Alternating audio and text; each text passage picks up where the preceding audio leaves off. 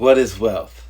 Wealth is more than just money. It's having your health and the freedom to choose what you want to do with your time each day. If you want to measure your physical wealth, review your finances and see how long you will survive without working. To examine your true wealth, look at the things you have around you, see the value in them, and allow those feelings of abundance to give you the spirit of gratefulness. Wealth is not acquiring more stuff and finding security in a job, because you can lose your job no matter how long you have worked there or how good you are at it. True wealth is acknowledging the good that has come in your life and how you create more value for yourself and others around you. To build this kind of wealth, you must invest in yourself. The more value you add to your life, the more abundance is drawn to you. Wealth is relative, and measuring your security through riches is vanity. Instead, base your wealth on the appreciation of the quality and value you have around you. Only you can determine how wealthy you are, because only you can determine the value something has to you.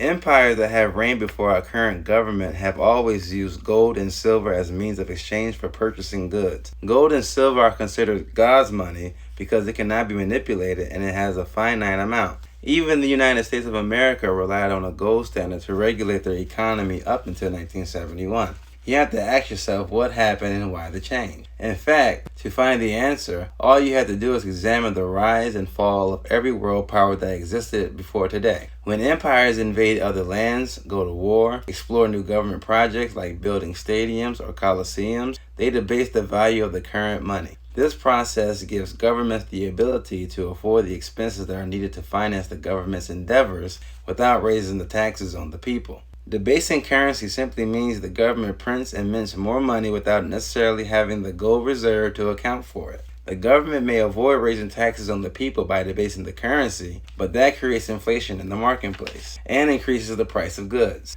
The more the government prints money without having the gold reserve to regulate its value, the bigger the impact inflation has on society. The inflation imposed on our economy makes our savings less valuable each war, each project, each day. The economic shift from a gold standard to fiat currency is always to blame for the fall of an empire, and the United States and the rest of the world currently rely on the fiat currency. Instead of the dangers of one empire falling, the entire global financial system is in jeopardy of crashing. You can test this theory by examining your community marketplace and observe the price of basic things. When people cannot afford the basic things they need for survival, anarchy is inevitable. The quality of the money of each nation will correlate with the quality of the people of that nation. If the money is regulated by tangible resources, the economy prospers. If the fiat currency dominates the marketplace, it will become worthless, and that leads to chaos.